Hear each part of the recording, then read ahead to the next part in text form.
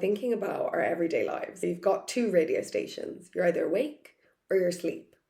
Meditation is the third station that most people haven't explored. That third station actually is representative of the most highly focused, awake brain states, as well as the most deep, resting parts of sleep. So it's like being highly awake and focused problem solving and deeply at rest, which obviously has a number of different healing properties. That scientific lens really opened up my curiosity to want to learn more about meditation, and meditation changed my life.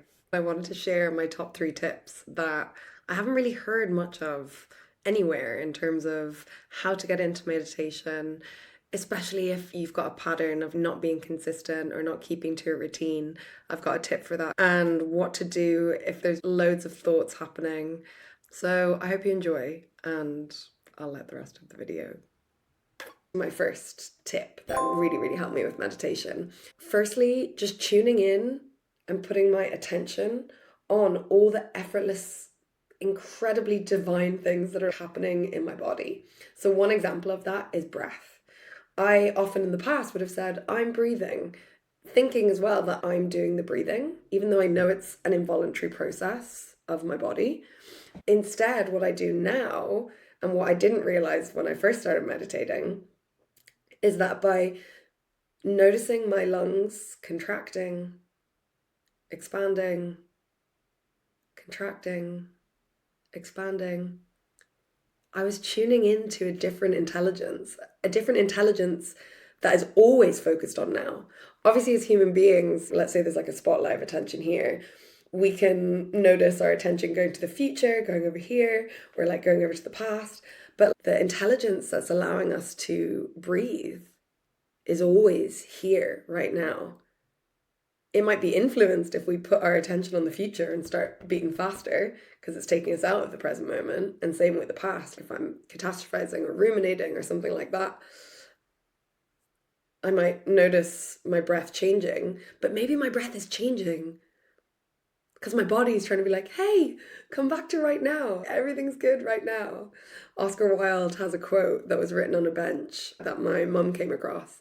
And it was, it's all fine in the end. And if it's not fine, it's not the end. I love that. But anyway, back to that tip. So bringing effortless attention to breathing and just noticing what it feels like to take a back seat and really feel yourself being breathed. Remembering that you're specifically not breathing. You're being breathed. There's another organizing intelligence that's breathing all of us. We don't know where it comes from, we don't know why it exists, and we don't even need to know how it works, which I kind of love that, because how much pressure do we put on ourselves to be like, I don't understand this? And it's like, you also don't understand how your body works, and look at you, you're fine, you're okay, we're all okay, it's fine. Then the second tip is effortless listening, where I just start noticing everything that I can hear. Remembering that my brain is going to effortlessly translate those vibrations going through my ear canals and hitting my eardrums into what we call sound. But that sound only exists with my brain facilitating that happening. And I don't have to do anything. I don't have to label it. I don't have to interpret it. I can just notice those sounds, which feels really cool and relaxing. And I don't have to interpret them. Remembering that any label that comes from the mind is limited by the mind. Like, we just made up these labels. It's like that interesting question of a tree falls in a forest, but there's no one around to hear it. Does it make a sound? Dramatic pause for you to answer. I used to think it did make a sound. I was like, yeah, of course it makes a sound. But no, the sound needs ears to be able to absorb it and translate it into what we call sound. Otherwise, it is just vibrations caused by the tree falling through the medium of air. Obviously, we can't see air, but let's imagine air had the consistency of honey. So we would see it impacting the honey or the air.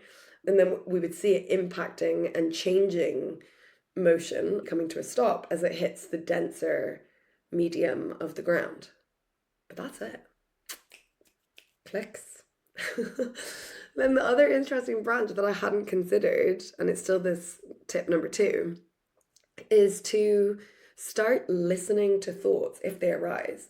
I used to think, and I used to hate meditation because my brain was just like, I going around like a washing machine.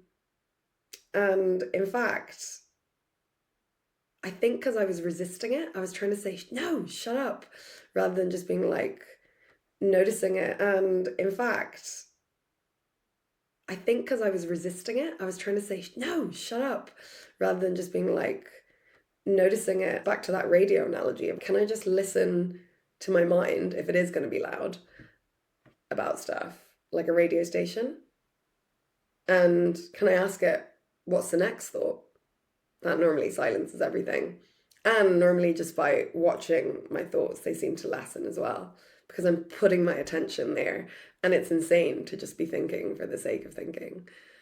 Thinking is important, and planning and learning from the past, but intentionally so, when you're setting aside time to do it.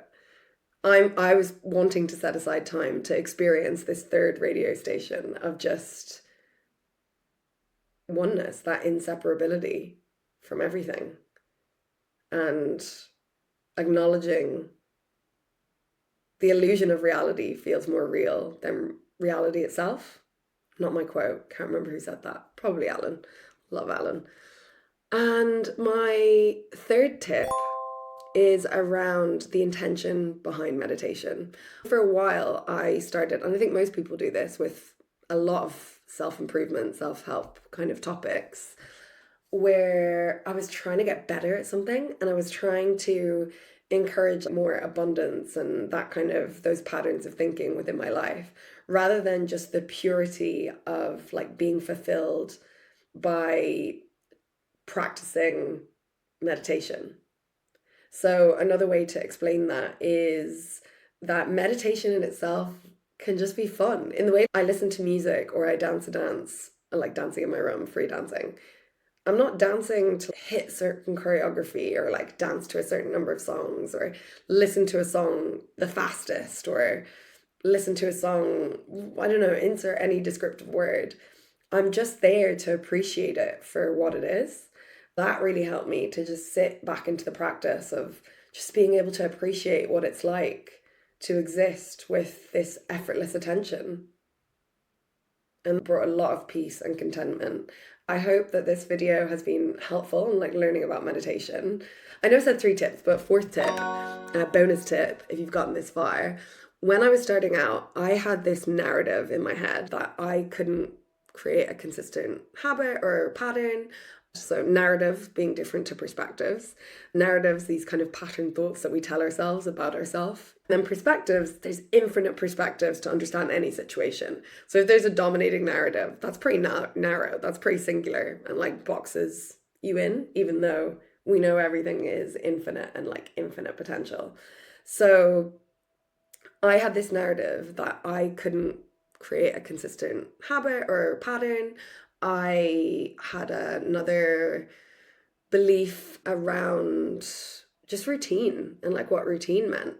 And so I used this approach, which I believe Jerry Seinfeld, I don't think he invented it, but he made it popular, where a written piece of paper and Sharpies, love a little marker, I made out a calendar of 30 days where I was going to meditate every day, walk in the morning, and a gratitude journal at nighttime.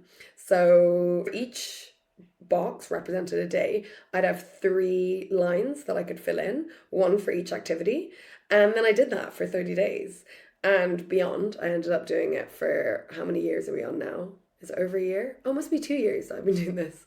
And I didn't do the calendar thing again, but the practice just continued. And every day I would get like a little dopamine thing from scribbling it in. And let's say there were a few days that I didn't. That's okay.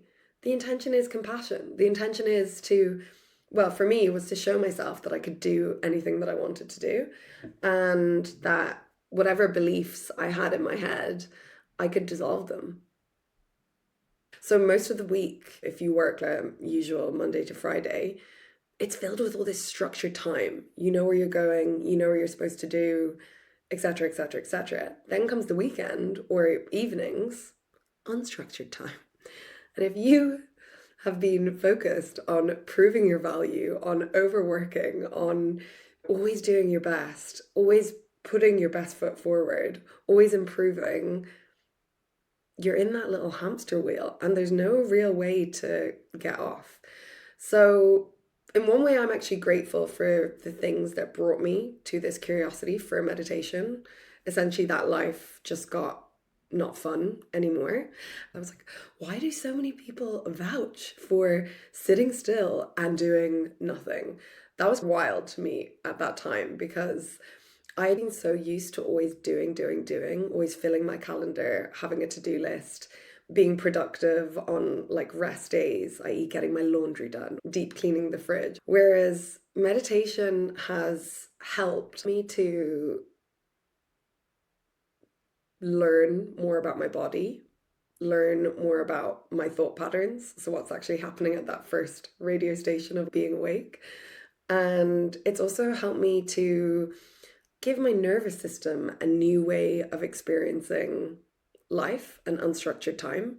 Meditation has been a part of our ancestors' lives. And say, as an example, with yogic traditions or Buddhism, there are studies to show that people can increase their heart rate and decrease it to near death levels or near death levels on the other side.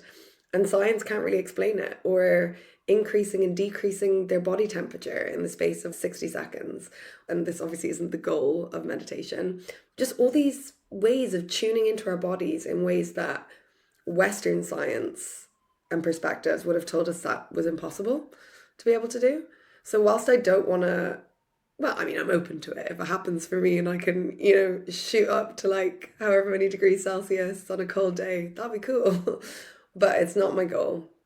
My intention with meditation comes back to the definition of it by Alan Watts. Meditation is there to remind us of our inherent connection to everything, reminding us that there's no separation, that there just is this moment, this experience, and that we can tune in and bring our attention to acceptance and observing and just restful attention. Often in school, we were taught if you weren't paying attention, your teacher might shout at you and you'd pop up in your seat and stiff off her back and eyes wide open, or that's what I did to pretend to be paying attention. And what Alan Watts and other teachers, practitioners have guided different light on is that attention is actually effortless if you allow it to be. So I hope that's been helpful. I'd love to hear what has been helpful as I'm trying to practice growing and sharing my perspectives, especially if this sparks something or connected to you about meditation as well. That would be awesome.